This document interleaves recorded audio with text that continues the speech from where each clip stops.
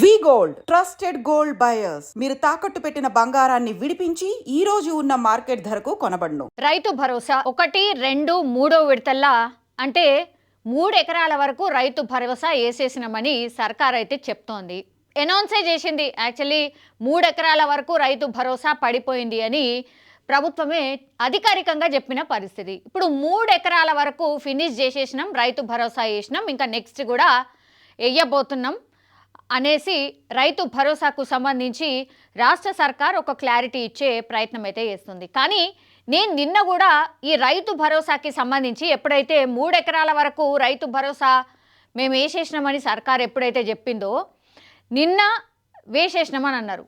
సరే నిన్న అంటే నిన్న కొంతమందికి పడ్డాయి, ఇవాళ కూడా కొంతమందికి పడతాయని అనుకుందాం. కానీ ఇప్పుడు కొత్త విషయాలు బయటకు వస్తున్నాయి. అవి ఏంటంటే నిన్న వీడియో వేసిన తర్వాత చాలామంది కింద కామెంట్లు చూస్తే నాకు 18 గుంటలే ఉంది, నాకు ఇంకా వాళ్ళే, నేను సాగు కూడా చేస్తున్నా అయినా నాకు వాళ్ళే, ఇట్లాంటి కంప్లైంట్లు చాలా ఉన్నాయి.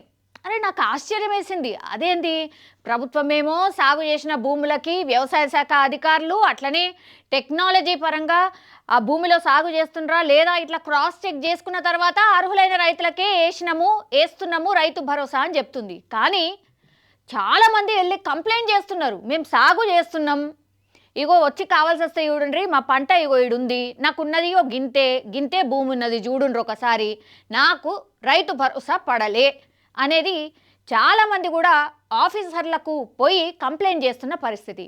ఇప్పుడు సోషల్ మీడియాలో కొన్ని పిక్స్తో సహా వైరల్ అవుతున్నాయి. అదేంటంటే ఇగో ఈయన పేరు ఇది, ఈయనకింత గుంట భూమి ఉంది అయినా సరే రైతు భరోసా పడలేదు అని. ఇప్పుడు ఇది కరెక్టా కాదా ప్రభుత్వమే రీచెక్ చేసుకొని చెప్పాల్సిన అవసరం డెఫినెట్లీ ఉంది. ఎందుకంటే నిన్న వీడియో చేసినప్పుడు కూడా చాలామంది మాకు గింతే ఉంది బట్ మాకు రైతు భరోసా పడలేదు, మరి పడతదా పడదా, ఎందుకు ఇట్లా పడకుండానే పడ్డట్టు ఎందుకు చెప్తున్నారు అని చాలామంది కామెంట్ చేసిండ్రు. ఆ తర్వాత చూస్తే నిజంగానే కొంతమంది కంప్లైంట్ చేసినటువంటి పాపం రైతులై పిక్స్తో సహా ఇప్పుడు సోషల్ మీడియాలో వైరల్ అవుతున్నాయి. దాని ఆధారంగానే ఈ వీడియో అయితే నేను చేస్తున్నా. సో ఇది ఫస్ట్ క్లారిటీ. ఇవి కొంతమంది రైతుల పిక్స్, వాళ్ళ పాస్బుక్ కావచ్చు, వాళ్ళకి సంబంధించిన డీటెయిల్స్, వాళ్ళకి ఎంత భూమి ఉంది, ఏంది ఏం కథ, ఇవన్నీ కూడా వైరల్ అవుతున్నాయి. ఒక్కసారి ఈ లిస్ట్ ఏంది, వీళ్ళకి ఎంత గుంట భూమి ఉంది, వీళ్ళకి ఎన్ని పైసలు పడ్డాయి, పైసలు పడ్డాయా లేదా, ఇది ఒక్కసారి నేను చెప్పబోతున్నా. ఫస్ట్ మీరు చూస్తున్న పిక్ ఈ ఇద్దరు రైతులకు సంబంధించింది. అదేంటి అంటే ఫస్ట్ రైతు పేరు వచ్చేసి ముక్కెర రాజు, గ్రామం ఘనపూర్, సిద్దిపేట. రైతు ముక్కెర రాజు పేరిట 1.17 గుంటల పట్టా భూమి ఉంది. 8,550 రైతు భరోసా పడాల్సి ఉండగా కేవలం 2,550 మాత్రమే పడింది. ఇదేం లెక్క అసలు అర్థం కాలే. ఇగో ఈయన పేరే ముక్కెర రాజు, సిద్దిపేట.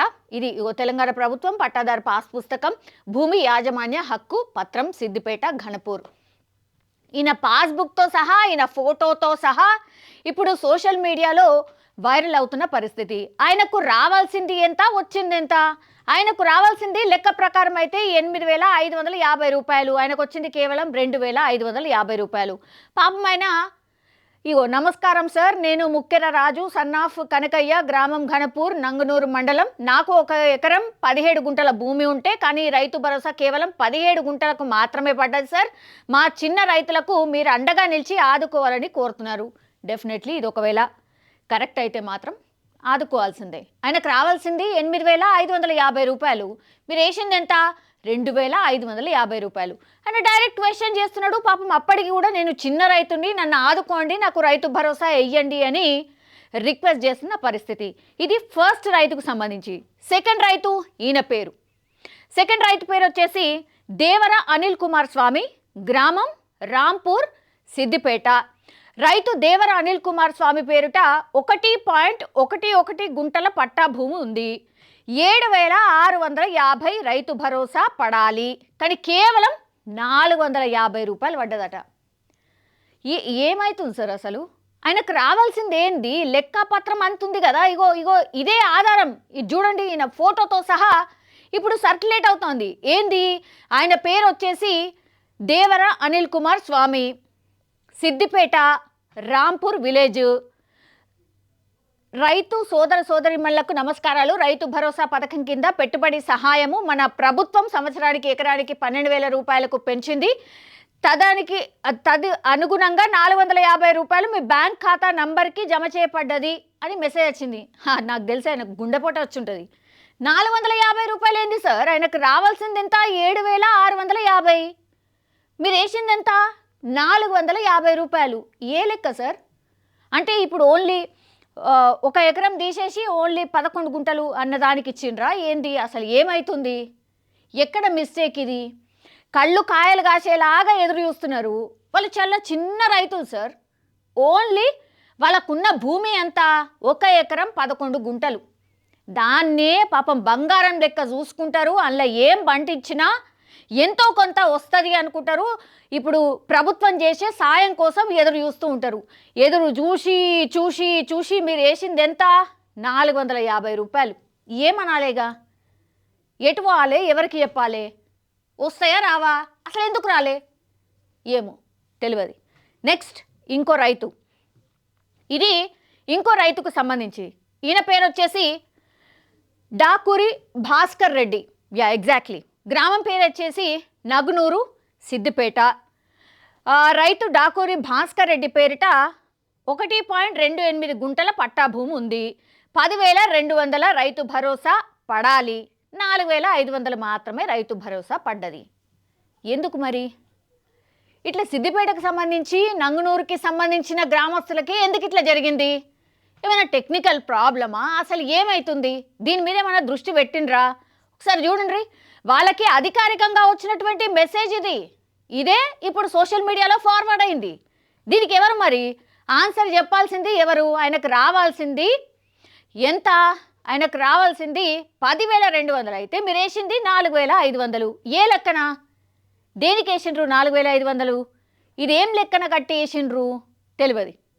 ఇది 3వ కేసు. సేమ్ సిద్దిపేటకు సంబంధించిందే. సారీ, 4వ కేసు. ఇది 4వ కేసు. ఓకే, ఇక 5వ కేసు ఒకసారి చూద్దాం. నెక్స్ట్ ఇది 5వ కేసు. రైతు పేరు వచ్చేసి గోవిందరాం వెంకటమ్మ.